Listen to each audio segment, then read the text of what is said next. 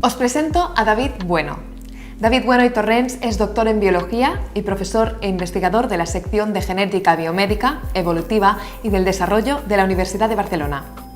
Dirige la cátedra de neuroeducación de UB EduFirst, la primera en todo el mundo que se dedica exclusivamente a esta temática, y en esta sesión nos hablará de neurociencia del cerebro que aprende. Hola David, muchas gracias por estar en este congreso de Glyphing, que vamos a hablar sobre lectura y sobre neurociencia. Y lo primero que te quería preguntar tiene que ver un poco con tu trayectoria profesional, pero llegado al punto en el que estamos ahora, ¿no? Sé que me habías comentado que has hecho una colaboración recientemente con un organismo de la Unión Europea y era para preguntarte de qué organismo se trataba y qué quieren en la Unión Europea de un neurocientífico. ¿Qué te pedían? Sí, de hecho he estado colaborando 3 meses con la International Bureau of Education de la UNESCO, que de hecho no es solo de la Unión Europea, es a nivel mundial porque depende de la ONU. Y lo que querían era pues una serie de informes sobre cómo aplicar la neurociencia al mundo de la educación. Es un programa que empezaron ahora ya pues 3 años, 4 años, y en que cada curso pues piden a algún especialista que les asesore, que haga una serie de informes, yo he hecho 7 en concreto, sobre cómo podemos aprovechar todo lo que la neurociencia está aportando al conocimiento de nuestro propio cerebro, cómo poderlo aprovechar en beneficio de la educación, de optimizar las estrategias pedagógicas. Y David, ¿tú sabes este conocimiento que tú trasladas a estos organismos, cómo toma tierra? O sea, ¿cómo baja a la vida diaria de las personas? Depende muchísimo de cada país, claro. Todos estos informes son públicos, cualquier persona de cualquier sitio del mundo puede acceder a ellos. Están en inglés, eso sí, pero bueno, los traductores automáticos de Google funcionan fantásticamente bien. Y ahí ya depende mucho de cada política educativa de cada país, hasta qué punto los van a adoptar, no los van a adoptar, van a hacerles caso o los van a ignorar. Eso ya depende. Yo sé, por ejemplo, en el caso concreto de España, sé que hay interés tanto por parte del Ministerio de Educación como en el caso concreto de Cataluña, de la Conselleria d'Educació, de aportar estos conocimientos, pero lentamente. No hay prisa. Y ya me parece bien que no haya prisa. No hay que revolucionar nada. Hay que usar todos esos conocimientos para que la educación continúe evolucionando y poco a poco ir implementando pues nuevas metodologías. Muy bien, bueno, pues es bueno saber que aquí hay intención y si no, iba a decir también tenemos la suerte de tenerte a ti aquí cerca, ¿no? Entonces, también te podemos preguntar directamente para mirar de agilizar Eso esta siempre que haga parte. falta. Muchas gracias. Vale, también quería preguntarte, y para esta pregunta me remito a la primera vez que nos vimos, bueno, que nos reencontramos, ¿no? Que siempre me gusta recordar que descubrimos que habíamos estudiado juntos, ya descubrimos que ya nos conocíamos, ¿no? Habíamos hecho el COU, ¿no? El último curso del bachillerato de la época, en el mismo colegio. Y me acuerdo que te hice una pregunta, ¿no? Y te dije, nosotros en Glyphing trabajamos lectura y te pregunté, ¿hay algún motivo por el cual podamos o tengamos que decidir que no tenemos que entrenar lectura con algún niño? Y tú me contestaste, y además recuerdo que lo hiciste de forma muy rápida, ¿no? Porque para mí era una gran duda, y en cambio tú contestaste de forma muy rápida y me dijiste, el límite está en el punto de estrés, ¿vale? Sí. Entonces yo te quería preguntar, ¿nos puedes explicar el concepto de límite de estrés y de qué manera lo podemos valorar cuando estamos delante de un niño? Sí, mira, por un lado, a ver, leer no es fácil. La lectoescritura no es fácil. No tenemos ninguna región del cerebro especializada en leer. Tenemos regiones especializadas en el habla, regiones especializadas en ver, lo que sea, en organizar.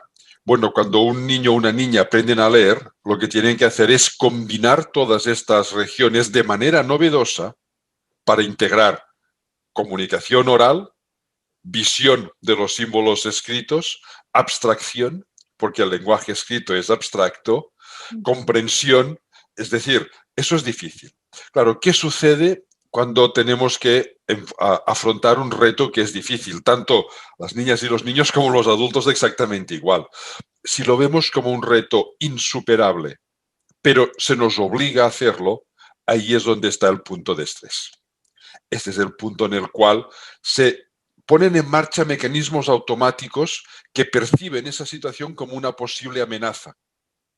Me están obligando a hacer una cosa, aprender a leer, y yo no sé ni de qué me están hablando. Y cuando no podemos hacer lo que debemos hacer, eso puede ser una amenaza. ¿Qué sucederá cuando no lo pueda hacer? Claro, este punto de estrés lo notamos, por ejemplo, pues con el nerviosismo de la persona, de esa niña o de ese niño, con el interés que muestra, con la motivación, sobre todo con su estado de ánimo. Mientras él se encuentre a gusto haciendo cualquier ejercicio de preparación para la lectura, es que no hemos llegado a su punto de estrés. A ver, si está muy, muy a gusto y muy relajado, es que no le estamos tampoco estimulando suficientemente. Esta es la gran dificultad, es estimular sin sobreestimular. Es que ellos noten un reto, una cierta dificultad. La dificultad es motivadora, pero es motivadora cuando vemos que podemos superarla. Es llevarles casi hasta el límite, pero sin cruzarlo jamás. Y ahí es donde están las grandes dificultades, porque cada uno tiene el límite en un sitio diferente. No hay dos niños ni dos niñas que sean iguales. Hay algunos que con 5 años tranquilamente pueden empezar a leer sin ningún problema y sin ningún estrés, y hay otros que con 6 o 7 incluso, pues todavía su cerebro no ha madurado lo suficiente, todas estas zonas, para que se integren en una tarea nueva que es leer.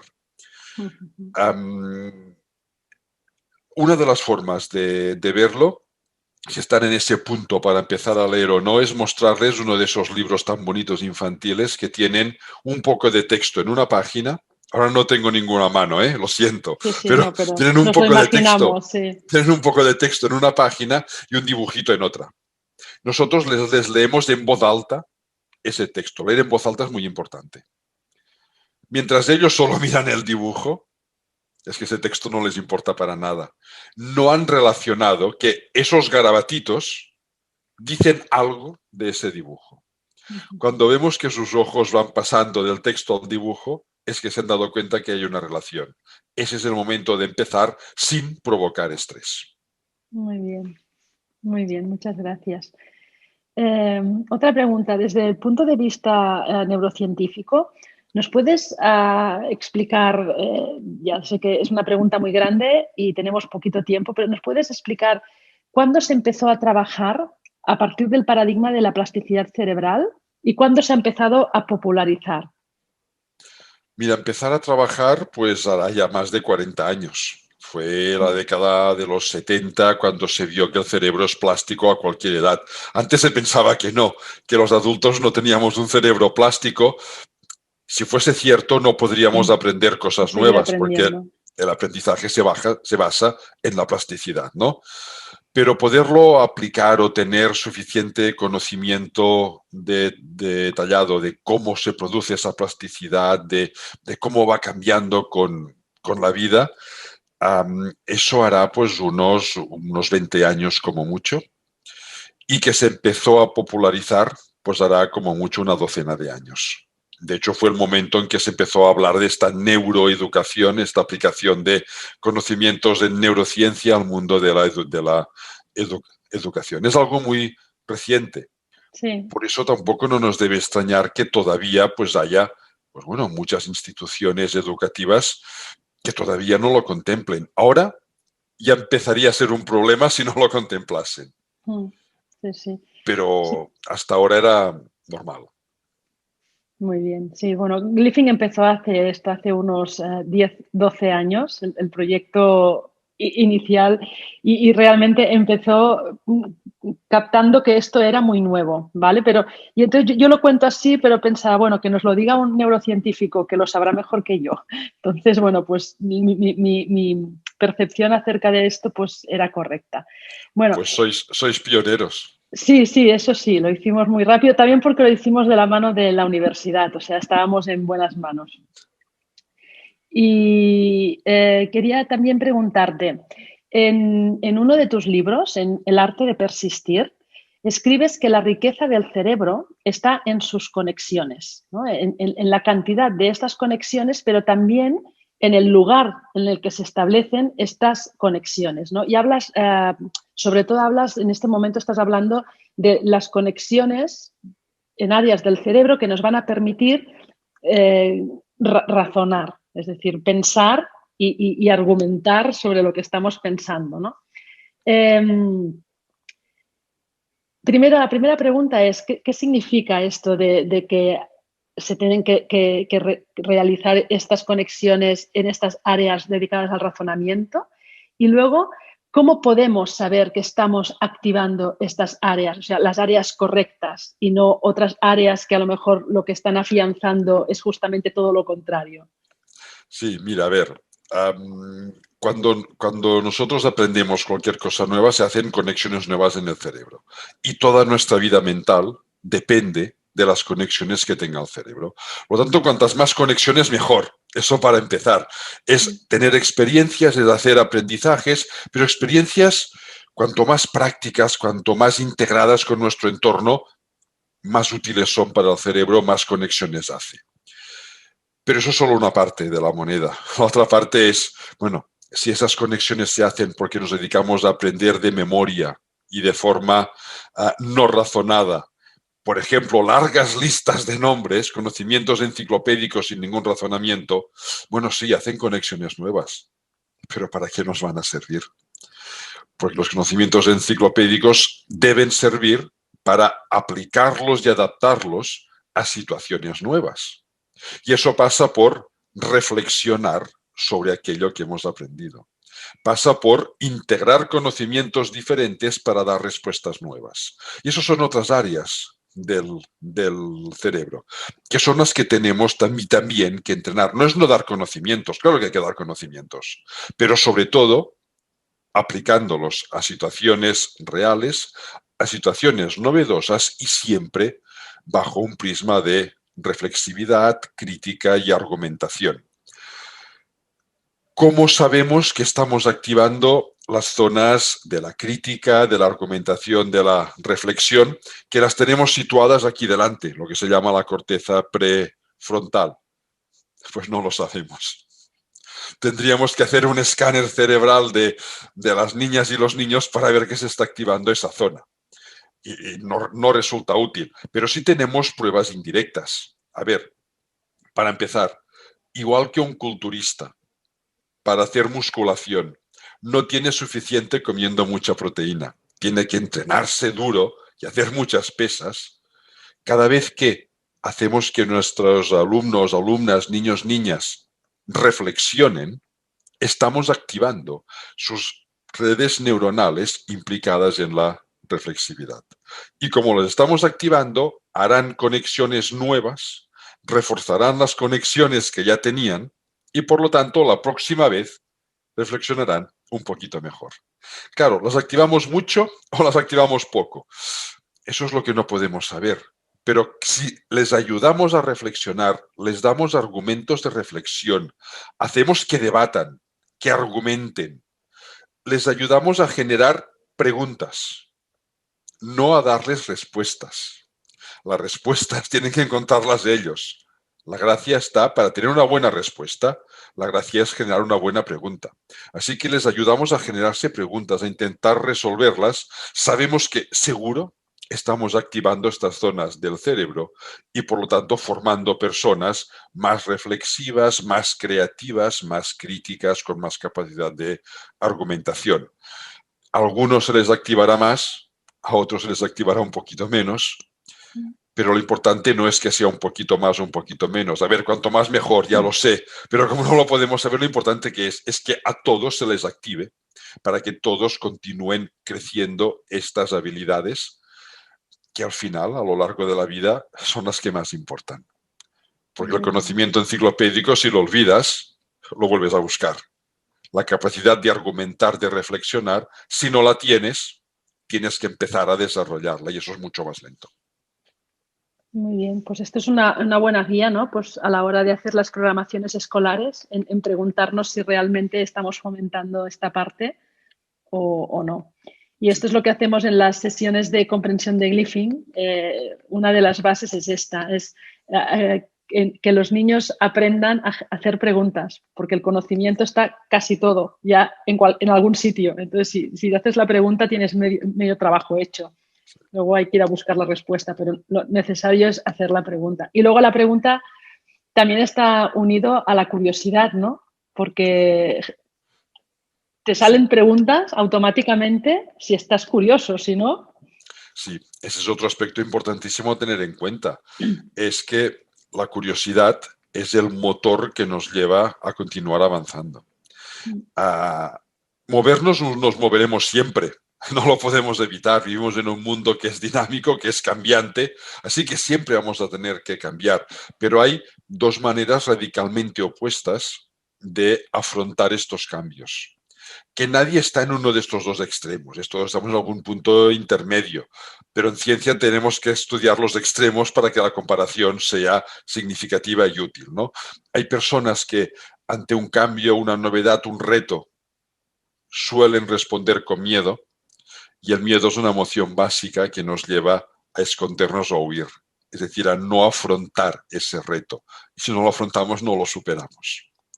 En el otro extremo están las personas que suelen, o que solemos, me gustaría estar dentro de este grupo, responder con curiosidad.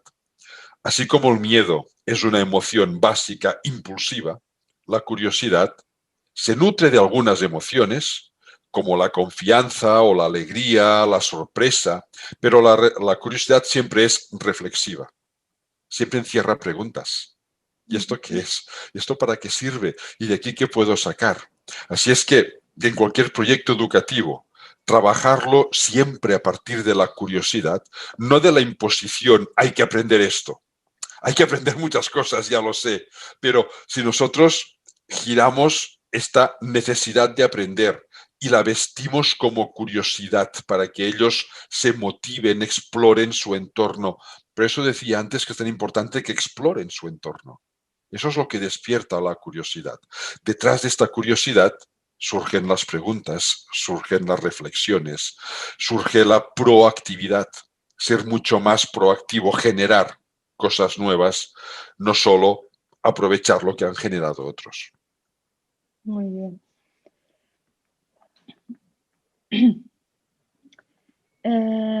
También en tu libro, en El arte de persistir, hablas mucho de la flexibilidad cognitiva. Y este es un concepto que nosotros también utilizamos mucho justamente cuando hablamos de la comprensión.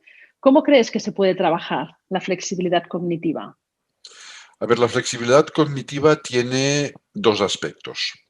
Uno es la capacidad de planificar futuros en plural distintos, alternativos, de buscar soluciones diferentes ante una misma situación, ante un mismo reto. Y otra visión de la flexibilidad complementaria es la capacidad de ir pasando de una solución a otra a medida que vamos viendo cuál nos funciona mejor. ¿Vale? Las dos son importantísimas.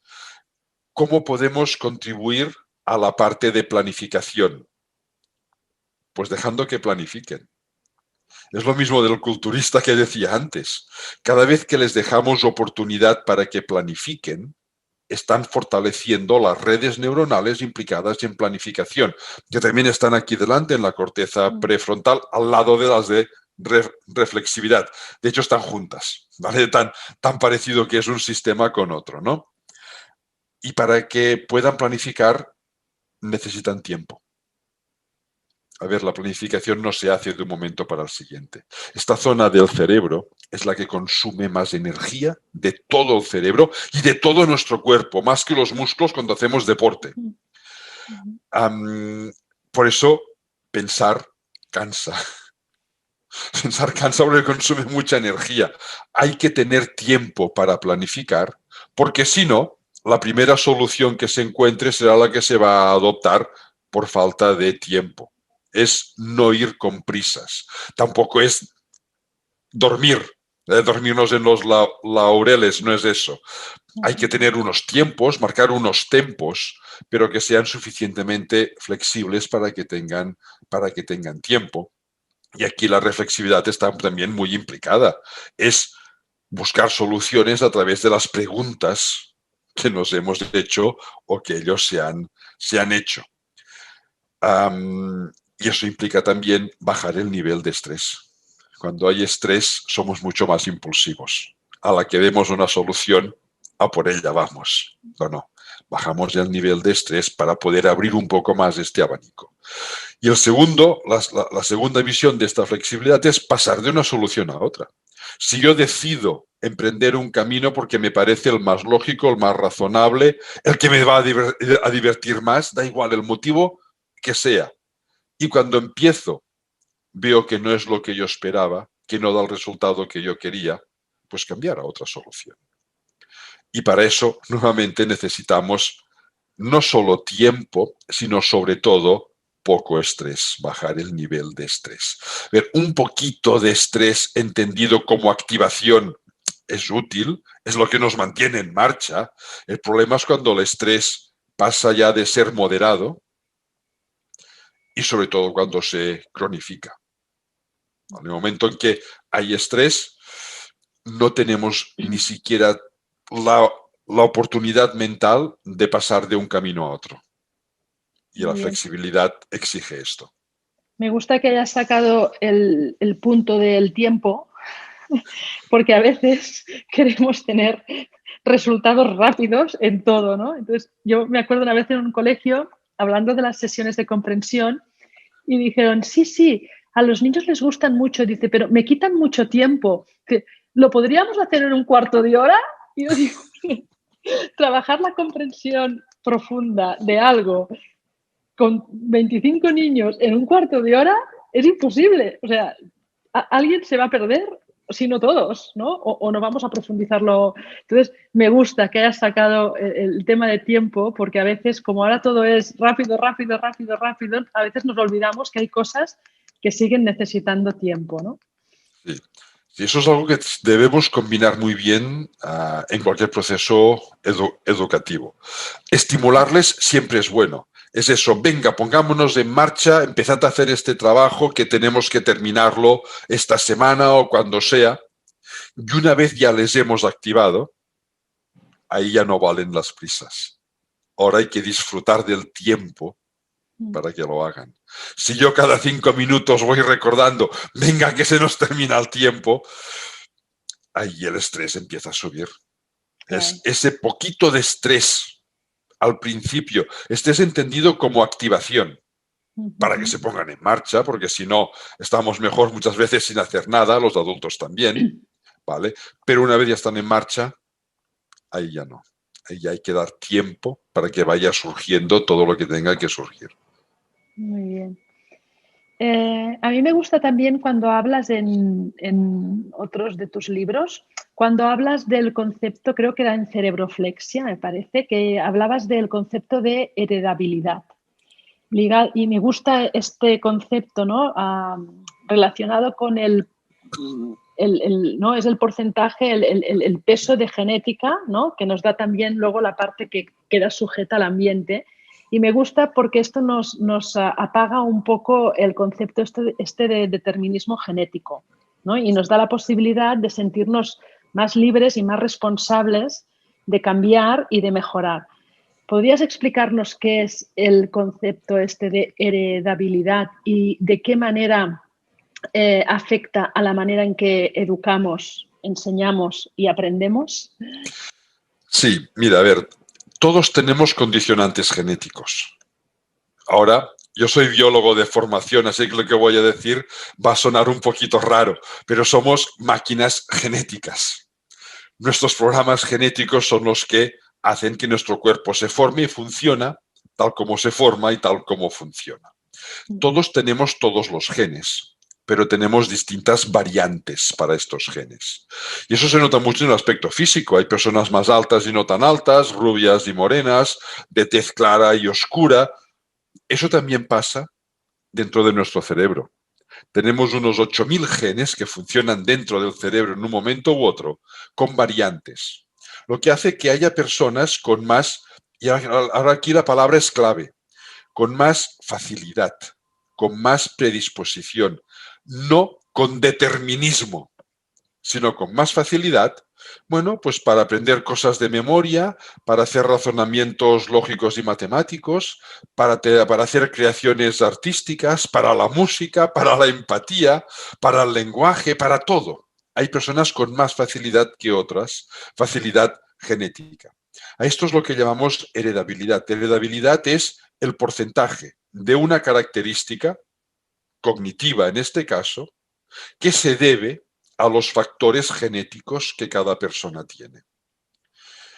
Hay algunas de estas características que tienen heredabilidades, bueno, pues que parecen altas, no sé. La capacidad de reflexión, por ejemplo, ronda, según los estudios, entre el 40 y el 55%. ¿Es mucho o es poco? Bueno, es una pregunta trampa. Ni es mucho ni es poco, es lo que hay. Y ya está, tenemos eso. ¿Qué es lo importante? Que no hay ninguna que se acerque al 100%, ni por asomo. ¿Qué es el resto? Sí, el porcentaje este es el peso de la genética, que es el resto. El resto es la educación. Significa que sea cual sea nuestra predisposición, tanto si es más elevada, seremos mejores creativamente o no seremos tan buenos, todos podemos crecer con una buena educación. Y aquí es donde está el truco. No preocuparnos de los genes, y eso me duele, porque yo soy genetista de formación, pero hay que decirlo así. No nos preocupemos de los genes, sabemos que hay diferencias, muy bien, las asumimos, las respetamos, y ahora a todos les ayudamos para continuar creciendo, y esa es la parte de cerebroflexia, esta flexibilidad neuronal, esta plasticidad neuronal, que permite incorporar nuevas habilidades, perfeccionar las que ya tenemos, nuevos conocimientos, etcétera, etcétera. Por cierto, que este concepto de heredabilidad ha dado lugar a un nuevo libro mío. ¿Ah, sí? que va a salir en septiembre. Justamente estos días estoy revisando las pruebas de imprenta, que se llama Herédate.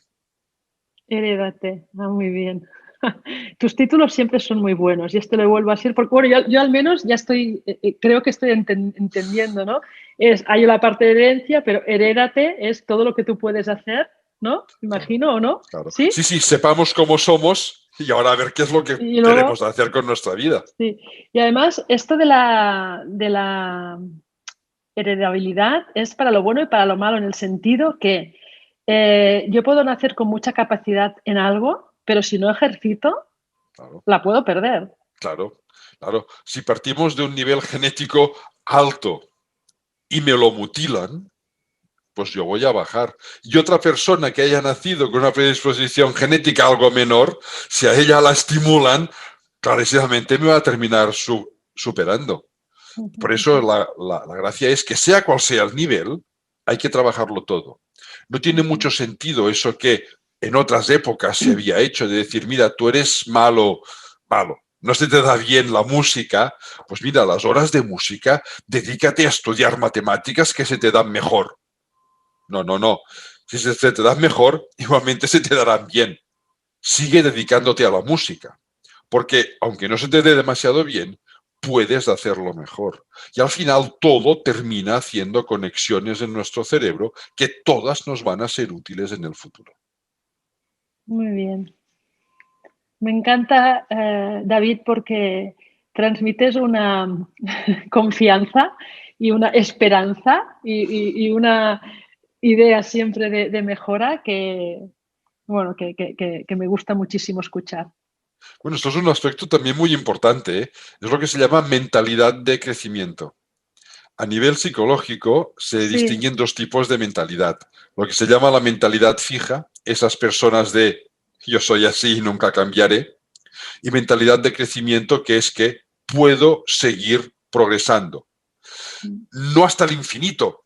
Todos tenemos un límite, pero puedo seguir progresando desde donde estoy ahora. Se ha visto que las personas con mentalidad de crecimiento progresan mucho más que las que tienen mentalidad fija, aunque tengan mejores predisposiciones.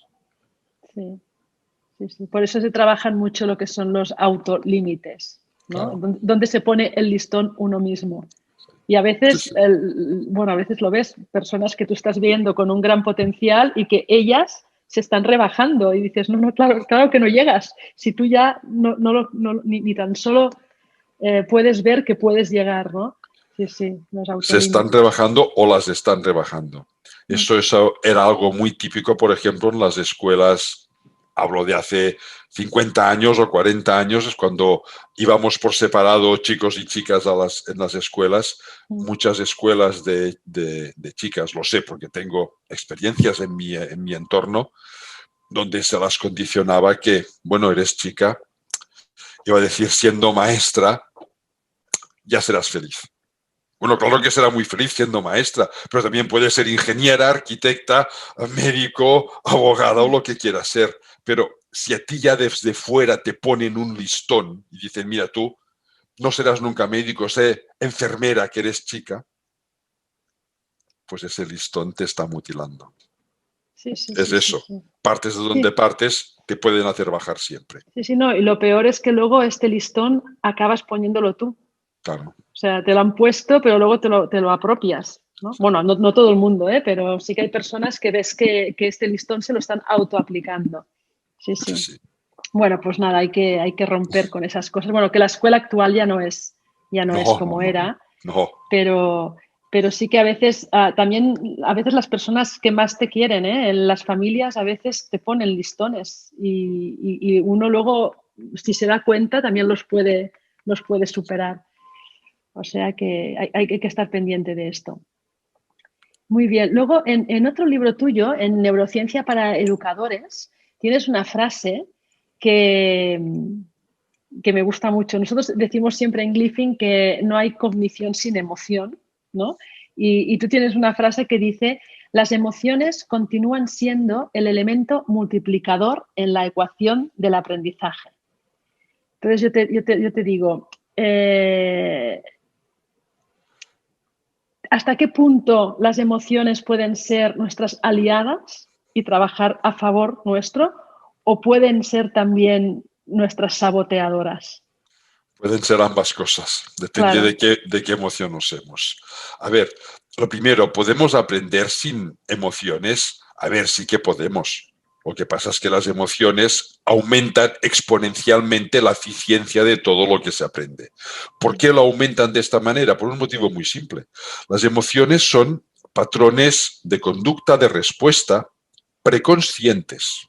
Después lo podemos racionalizar, pero inicialmente surgen espontáneamente, que se ponen en marcha, se desencadenan ante una situación que requiera una respuesta inmediata. Cualquier respuesta reflexiva es siempre más lenta. Entonces, el papel de las emociones es dar respuesta a situaciones urgentes. Si son urgentes, es que muchas de estas situaciones están implicadas en nuestra supervivencia, entendida en sentido amplio. Cualquier aprendizaje que tenga emociones asociadas, el cerebro lo interpreta como, si tiene emociones, es que esto es muy importante, porque está vinculado a mi supervivencia como individuo. Así que como es muy importante, mejor lo guardo bien, de forma eficiente, para saberlo para otra ocasión. Es el papel multiplicador de las emociones, pero claro, emociones hay muchas. El miedo, que ya he mencionado antes, es una emoción. Claro, si nosotros enseñamos a través del miedo, no del pánico, el pánico es bloqueante, pero ya nadie lo hace así, pero hay personas a veces, y los maestros tampoco, ya no educamos a través del miedo, pero muchas veces el miedo se lo hace el mismo estudiante, el mismo niño, la misma niña, miedo a no aprenderlo, miedo a un examen, miedo a hacer el ridículo, miedo a que le riñan por lo que sea. Vivir cualquier aprendizaje con esta sensación de miedo hace que todo aquello que aprendemos quede vinculado dentro de nuestro cerebro a esta sensación incómoda que es el miedo. De forma que ¿Podemos aprender? Sí, sí, claro que sí que podemos aprender así. Y hay una emoción detrás. Muy bien, no, muy mal. ¿Por qué?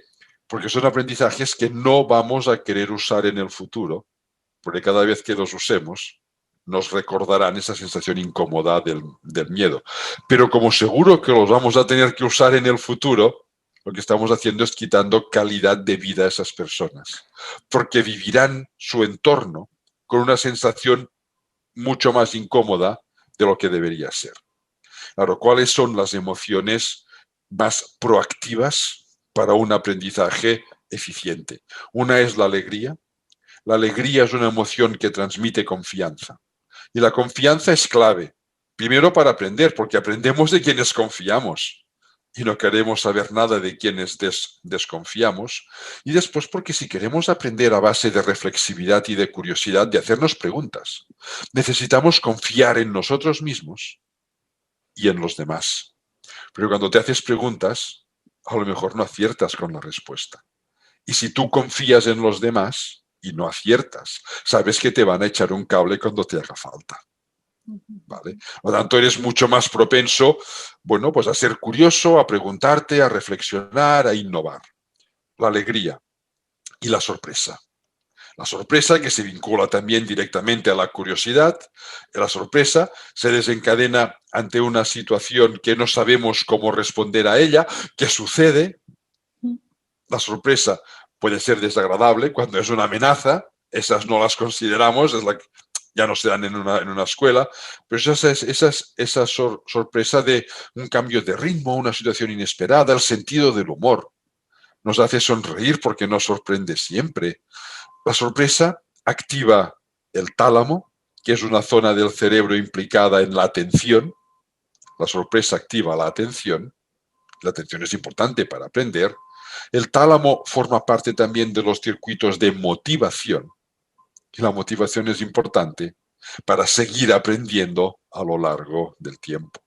Además, la motivación aporta siempre dosis extras de energía al cerebro en forma de glucosa y oxígeno, que es lo único que come el cerebro para tener energía metabólica. Así que podemos estar más rato trabajando sin cansarnos y el cerebro funciona con más eficiencia. Así que lo que aprendemos lo aprendemos con más eficiencia. Y finalmente, el neurotransmisor, la molécula química que se activa cuando estamos motivados, es la dopamina. Y la dopamina también se vincula con optimismo y con placer. Así que provoca placer y vemos los retos como más superables porque somos más optimistas. Cualquier aprendizaje hecho bajo este paradigma general es un aprendizaje más eficiente y que nos permitirá continuar aprendiendo a lo largo del tiempo. Muy bien, muy bien. Y esto hemos dicho, ¿no? Para lo bueno y para lo malo, ¿no? Con los niños que tienen dificultades de aprendizaje, que son muchos de los niños con los que nosotros trabajamos, justamente tienen la mayoría de emociones que les vincula al aprendizaje y al colegio, no todos los niños, pero hay muchísimos que sí, son emociones negativas. O sea, tenemos niños que no quieren ir al colegio, niños que no quieren coger un libro, niños que son bastante infelices y que lo más importante, o sea, lo más importante, lo que ocupa más espacio prácticamente en sus vidas es esta vida académica que perciben como fracaso. ¿Cómo podemos hacer que esto cambie? ¿Qué le tenemos que pedir a los padres, a los colegios, para que estén atentos a estos síntomas e intenten cambiarlo? A ver, lo primero que sería ver de dónde surge esta incomodidad. ¿Surge de que se sienten demasiado presionados? ¿Surge de que perciben que su entorno les exige más de lo que ellos pueden dar? Fijaros que digo que lo perciben de esta forma, no que sea cierto, pero da igual que sea cierto o no. Si ellos lo perciben de esta forma, lo viven de esta forma. Se ha visto que aprender, el simple hecho de aprender, provoca también descargas de dopamina en el cerebro. sensaciones de placer. Estos niños, estas niñas han desconectado el hecho de aprender con estas sensaciones placenteras que provoca, pues bueno, superar tus propios retos. ¿Qué hay que hacer en estos casos? Es recuperar el placer. El aprendizaje ya vendrá luego. Es secundario. Es recuperar el placer. ¿Cómo? Bueno, pues a través, por ejemplo, de muchas actividades dinámicas. Nuestro cuerpo y nuestro cerebro han evolucionado durante muchísimos centenares de miles de años, por ejemplo, para moverse mucho más de lo que nos movemos actualmente. Dejemos que se muevan más. Dejemos que experimenten con su entorno. La forma instintiva que tenemos de adquirir conocimientos, instintiva como especie biológica que somos, es explorando el entorno por nosotros mismos. No es clavando los codos para estudiar de un libro. ¿Que lo podemos hacer? Claro que sí.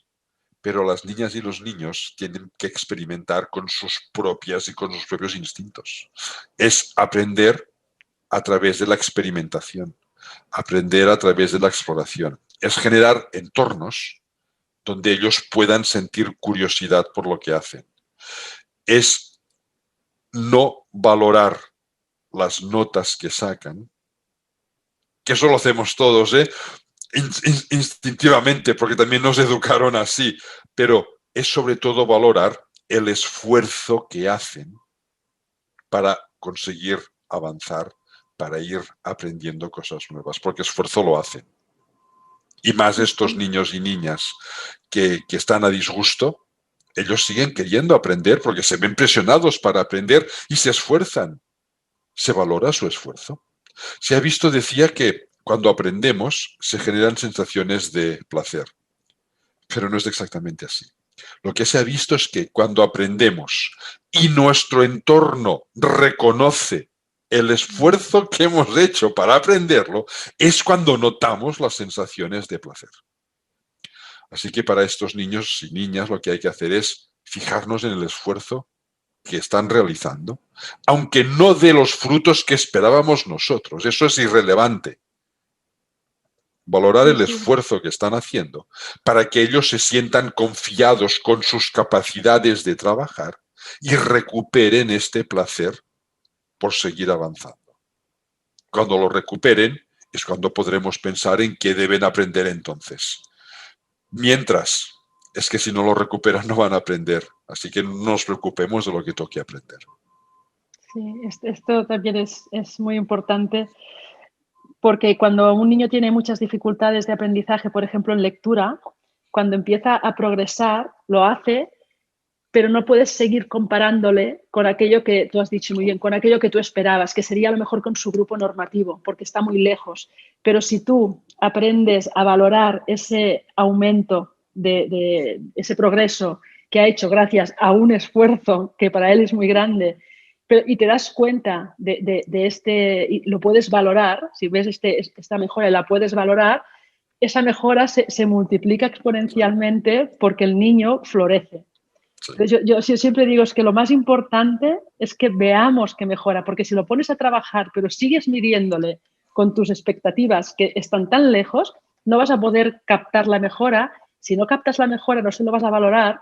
Y si no se lo valoras, están los padres tristes, el niño triste, tú triste, todo el mundo está triste cuando el niño está mejorando, ¿no? Pero si nadie se da cuenta, entonces para mí eso es súper importante. Siempre hay que estar con lupa, porque si hay una mejora, hay que hacer una fiesta.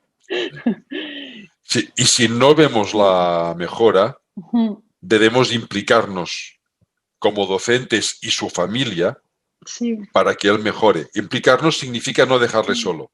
Exacto, no es decirle, trabaja más, es ponernos juntos para trabajar más, pero siempre con sus referentes, padres, progenitores, maestros, a su lado, mostrándole su confianza. Sí.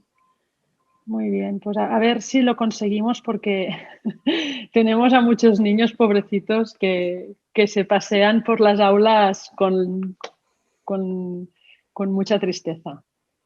Es una lástima, es Sí, desgarrador a veces ver sí, situaciones sí. de estas. Sí. Y son niños que luego abandonan, o sea, algunos no, ¿eh? Algunos a pesar de todo siguen y triunfan y tal, pero hay muchos que abandonan y lo que tú has dicho antes, que tienen la conexión hecha, ¿no? de aprendizaje con mal rollo. Entonces yo no quiero estar ahí. Entonces, luego normalmente muchas veces yo he visto adolescentes que llegan a los 23, 25 y otra vez se plantean que a lo mejor sí que tienen una segunda oportunidad. Y entonces empiezan a otro nivel, pero empiezan otra vez a confiar en que pueden aprender, pero tardan mucho. Yo al Sí, menos he visto algunos que tardan mucho en decir, puedo hacer algo y puedo aprender y soy bueno en esto. sí. Pero bueno. Eso no es infrecuente. Alumnos que han dejado los estudios y que después, cuando maduran, cuando su cerebro va madurando y descubren cuáles son sus intereses, de repente despuntan en un campo que jamás hubiesen imaginado. Claro. ¿Por qué? Porque han redescubierto el placer, han encontrado lo que les provoca placer. Entonces el aprendizaje se dispara. Exacto. Bueno, también en Neurociencia para Educadores hablas de los adolescentes y hablas sobre todo de ese momento de la vida en que, justamente lo que decías hace un momento, se dispara la naturaleza exploratoria, ¿no? Y de búsqueda de novedades, ¿no? Y esto tiene toda su parte buena, ¿no? Porque está esta curiosidad y estas ganas de, pero a veces esta curiosidad, ¿no? Pues lleva a probar cosas, como por ejemplo estoy hablando de las adicciones, ¿no? Y tenemos las drogas, digamos, por un lado, pero luego están otras cosas como ahora toda la parte que llega por Internet y que es algo que preocupa mucho a los padres.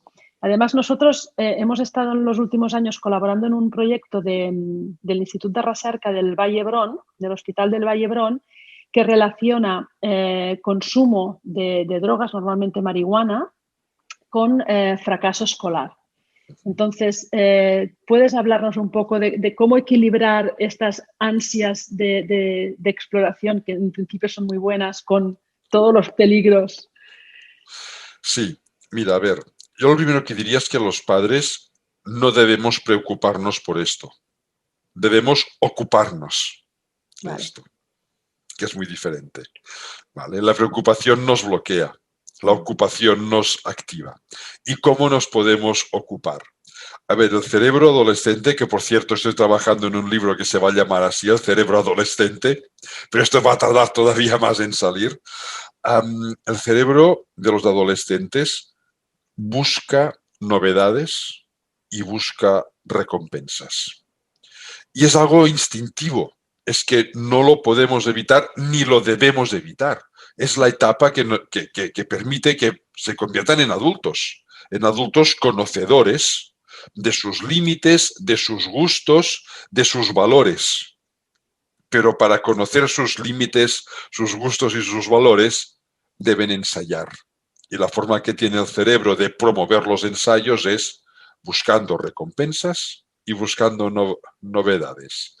Claro, uno de los grandes problemas, el gran problema de todas estas sustancias tóxicas es que generan recompensa dentro del cerebro. Activan este circuito de este neurotransmisor de la dopamina. Lo activan directamente. Y aunque después físicamente se pueden encontrar muy mal, el cerebro busca esta activación porque para él, internamente, son mecanismos de placer. Y buscan este placer a través de las novedades, de experimentar con cosas nuevas. Claro, ¿cuál es la forma que podemos tener de ocuparnos de que no suceda esto? Es primero dejándoles que realmente exploren su entorno. No hay que limitarles la exploración, hay que vigilar que no sufran daños, por supuesto. Pero un adolescente es aquel que rompe límites. Los adolescentes deben romper límites, porque su cerebro busca romper límites para cuestionarse lo que han hecho. Lo que debemos hacer es vigilar que no sufran daño, pero estando a su lado. Que el día que rompiendo un límite ven que no ha ido bien, tengan a alguien adulto a su lado que les eche un cable. Porque si no, van a buscar ese apoyo en otras partes. Y lo que siempre da recompensas son las sustancias tóxicas, porque funcionan de esta manera. Por eso son tan adictivas. Es generarles ambientes que les proporcionen novedades, novedades intelectuales, un sistema educativo que les estimule intelectualmente y que les dé estas recompensas. Claro, si el sistema educativo les exige mucho y después les suspende, ahí la recompensa no está. Por eso hay una relación muy grande entre fracaso escolar y consumo de drogas. Claro, fracaso escolar, ¿qué es? Es no me ha salido bien lo que me pedían que yo hiciese. No tengo esta recompensa, la busco en otra parte. ¿Vale?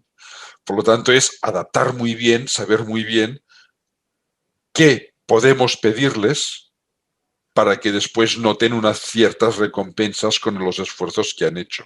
Es generar este tipo de novedades intelectuales, novedades físicas. La adolescencia es una época donde buscan muchos deportes de contacto físico. Es dejarles tiempo para que practiquen deporte, para que busquen estas recompensas, estas novedades, bueno, pues en el entorno también físico, no solo mental.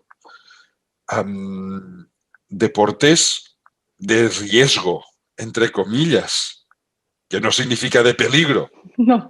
pero esos deportes que te suben la adrenalina. Bueno, lo están pidiendo a gritos, pues facilitémosles que hagan este tipo de actividades. Cada vez que estamos ayudándoles a buscar estas novedades en estos campos, les estamos alejando del consumo de drogas. Y cada vez que les dejamos y que les presionamos sin darles una recompensa como apoyo emocional, recompensa no es un premio, no es un regalo, es este apoyo emocional de valoro tu esfuerzo. Cada vez que les exigimos y al mismo tiempo les estamos dejando de lado, les estamos acercando un poquito más hacia el consumo de drogas. Teniendo en cuenta que para los padres esto es muy difícil. Es muy difícil, porque los adolescentes rechazan a los padres, pero es que tiene que ser así.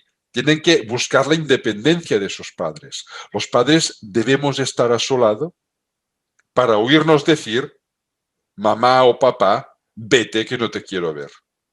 Y debemos seguir relativamente cerca para que encuentren en nosotros ese punto de referencia, ese punto de estabilidad para cuando tengan una necesidad. Sabiendo que nos oiremos decir otra vez, papá vete, mamá vete, no te quiero ver, me estás molestando. No nos lo tomemos como algo personal, no es personal. Es que es la forma que tiene de funcionar el cerebro de los adolescentes. Lo que debemos hacer es, voy a decir, asumirlo con alegría, con cierta alegría. No, y está bien esto que has dicho de las actividades, de los deportes, porque un error que se comete muchas veces es que si tu hijo no va bien en el colegio, le quitas las extraescolares. Y a veces a lo mejor es lo que más le gusta. Yo esto lo he dicho a muchas familias, he dicho, no, por favor, no lo borres de piscina si le gusta, no lo borres de fútbol, no lo borres, al revés, ponle más horas, porque si es en el único sitio durante su día en que es feliz, porque se siente realizado, por favor, no le quites eso, porque ya lo vas a hundir. Y luego otra cosa, que cuando has hablado de esta relación entre ir a buscar, por ejemplo, la marihuana, ¿no? Porque te está proporcionando un placer que a lo mejor no encuentras en otras áreas de tu vida, realmente el estudio iba en esa dirección. O sea, el estudio no es fumas marihuana y entonces no vas bien en el colegio, que lógicamente eso también ocurre, sino que es que vas a buscar la marihuana porque no vas bien en el colegio. Entonces, este territorio es un sitio, otra vez, muy infeliz y tú vas a buscar las recompensas a un sitio que siempre te la da, ¿no? Porque químicamente el cerebro está preparado para aceptar esa recompensa. Correcto. Y cuando hablaba de deporte, hay que añadir, por supuesto, también aquí cualquier tipo de manifestación, expresión artística y musical. Sí, sí, claro. ¿vale? Que Sí, también sí, sí. son muy placenteras para ciertas personas, pues que Sí, les sí, gusta esta creatividad, la sí, sí, sí. manipulación manual, la belleza de la música, ¿vale? Sí, sí, sí, sí, evidentemente. Sí, sí, sí. Muy bien, pues me gusta que haya salido porque eh, nosotros muchas veces lo tenemos que decir esto. No, por favor, no lo borres de aquí. Eh, Mira, tengo una última pregunta que también hace referencia a tu libro El arte de persistir, y está relacionado con la situación que hemos vivido de pandemia y que seguimos viviendo. Y tú en tu libro hablas mucho de la sensación de amenaza y de cómo ésta modela nuestro cerebro, ¿no? Los niños con dificultad de aprendizaje, ya lo hemos dicho antes, sienten este entorno como amenazante. Pero ahora todos estamos desde hace un año, todos y todo el planeta. O sea, todos y todo el planeta. Antes podías decir, me cambio de país, pero ahora diciendo, ¿dónde me voy? O sea, Marte todavía no está preparado. ¿Cómo nos está afectando esto o cómo nos puede afectar a nivel de salud mental y a nivel de relaciones? ¿Qué Mira, pasa con todo esto? sí, nos está afectando a todos, aunque no nos demos cuenta, a unos más que a otros, depende mucho del carácter de cada uno y de la suerte de nuestro entorno, ¿vale? Pero a quien más está afectando es a los adolescentes y a los jóvenes. De hecho, el último informe que hice para la UNESCO iba sobre esto, sobre cómo las restricciones y los confinamientos y la sensación de amenaza les están afectando. Se ha visto que hay un incremento muy importante, significativo, de estrés, ansiedad, que cursan muchas veces con tristeza y depresión. Los niveles son más altos que jamás en las últimas décadas, ¿vale? Que jamás en la historia, porque el estrés ha ido a más esas últimas décadas. ¿Cuál es el motivo? A ver, uno es la sensación de amenaza. Ante una amenaza, nuestro cerebro tiene dos maneras básicas de responder. Una es a través del miedo, que nos lleva a huir o a escondernos, y otra es a través de la ira, que nos lleva a la agresividad defensiva, para protegernos de la amenaza. No es violencia. La violencia se nutre de esta agresividad, pero va mucho más allá. Claro, ¿cómo nos defendemos ante una amenaza que no vemos? ¿A quién agredo? ¿De qué huyo? No puedo hacerlo. Y eso es lo que incrementa este estrés. Y de hecho se está viendo que hay un incremento importante, muy importante, de personas con miedo, miedo a salir a la calle, miedo a coger el transporte público, miedo a entrar en una tienda donde haya más de 2 o 3 personas. Es un miedo que no habíamos tenido nunca. Y de ira, de esta agresividad.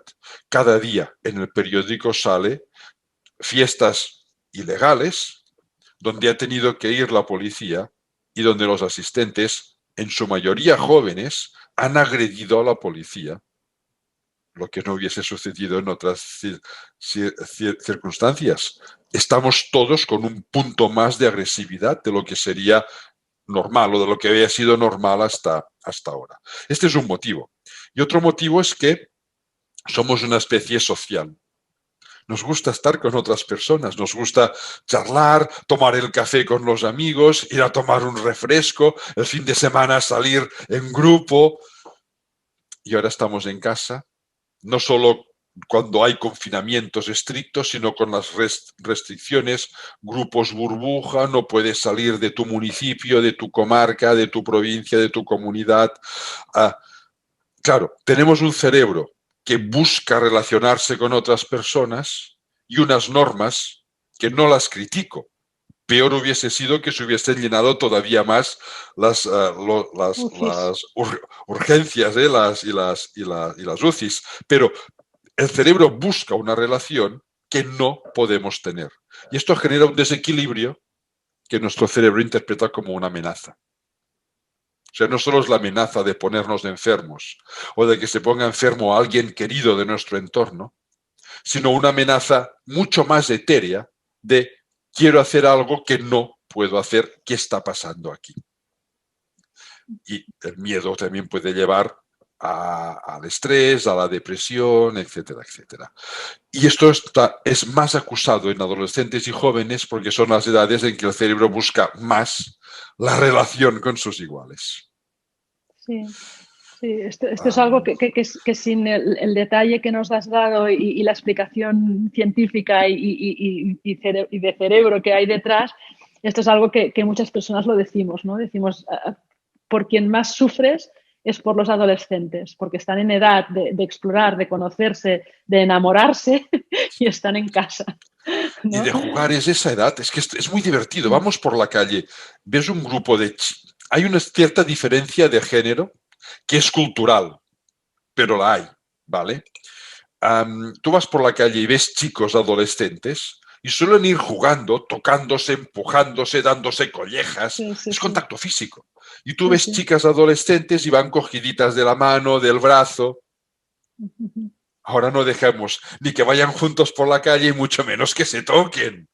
Bueno, falta este contacto social. Digo que es cultural porque en otras culturas, por ejemplo, en las culturas del norte de África, son los chicos los que van por la calle, chicos De la mano. adolescentes, van por la calle cogidos de la mano, Sí, sí, ¿vale? sí. No van empujándose ni dándose collejas, van cogidos de la mano, eso es cultural, ¿vale? Pero sí que hay diferencias, es igual, pero es este contacto físico.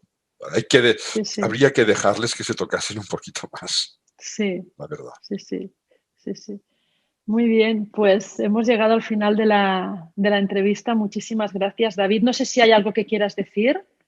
No, no, no, no. ¿No? Espero ¿Te lo he haber sido preguntado todo? útil para No, vuestros muy, proyectos. muy, muy útil, porque, bueno, ya lo sabes que a mí todo lo que, o sea, me gusta leerte y me gusta escucharte. También cuando te leo, te veo, porque escribes prácticamente como hablas. Yo al menos te leo y te estoy escuchando al mismo tiempo porque va todo muy, muy a la par.